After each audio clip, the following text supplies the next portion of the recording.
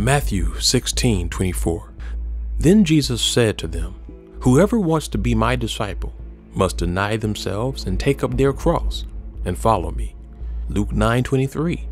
Then he said to them all, "Whoever wants to be my disciple must deny themselves, take up their cross daily, and follow me." When Jesus was among his disciples, he let them know that following him was not going to be easy. He let them know that each day would be a fight. Each day would be a personal crucifixion. Why? Because to be a follower of Christ, a true follower, you have to be willing to fight your flesh. Every day, you have to be willing to tell the body no. No, I won't be lazy today. No, I won't lust. No, I won't lie. No, I won't steal. No, I won't take that substance. No, I won't eat that food. No, I won't sleep right now. I need to be at work. And so every day you're telling the body no. And sometimes saying no to the body is painful. Sometimes it hurts. And so Jesus let them know that. He let them know that when you are serious about being his disciple and following in his footsteps, there is a cross that comes with it. And no, we won't be literally or physically crucified, but we do willingly take up our cross every time we willingly embrace the suffering of resisting sin and fleshly cravings for his sake. And so notice what Paul says about suffering. Even if you do a word search on suffering, you see Paul spoke of suffering often. He mentions how we glory in our sufferings because suffering produces perseverance. And this one here, if indeed we share in his sufferings in order that we may also share in his glory.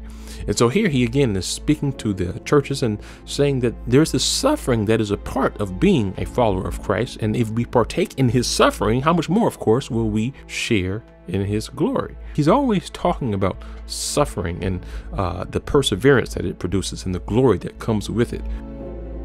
And some of you have been asking, how can we endure the times ahead? Because it does seem as if our world is just going to get worse.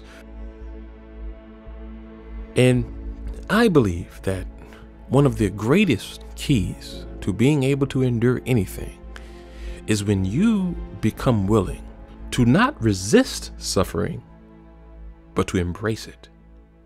And when suffering presents itself, to have a mentality that doesn't get scared, but says, bring it on.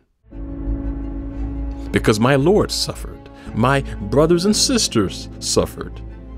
How much more should I? You see, when you train yourself to embrace suffering, it changes you. You become fearless and you become more faithful to God. A solid theology of suffering is something we all have to grow in, because once it clicks and we develop that mindset, we will be able to walk as Jesus wants us to. We will be bold, fearless, courageous, and more faithful. And so I want to leave you with this. The greatest preparation for hardships and even persecution is the practice of suffering. Think of a boxer. Now, if many of us went into the boxing ring, what do you think would happen? Well, after the first hit, many of us would be done. We say, hey, that's enough. I've had it. I can't take any more of this. But skilled boxers are used to taking hits in practice. In fact, they are so used to being hit in the face in practice that when they face their opponents in the ring, well, they can take a few hits. It doesn't even faze them. Why? Because they are used to the pain of being hit in practice. They are already used to the suffering. And it's the same with war.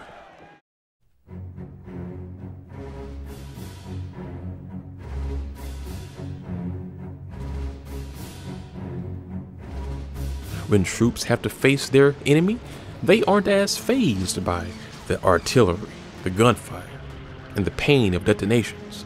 Why?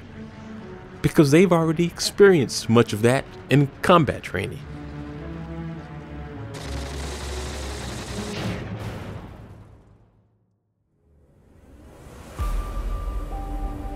And so, friend, whatever comes your way in the future, whether it be persecution, trial, tribulation, whatever it may be, you prepare for that by being willing to train yourself today through suffering. And every time you resist the flesh, every time you say no to sin, every time you do what the Spirit wants to do and you tell the body no, you are willfully suffering for the gospel. And that willful suffering is what will allow you to persevere under whatever trial may come. And as Paul said, if we have suffered, how much more will we also taste the glory that comes with it?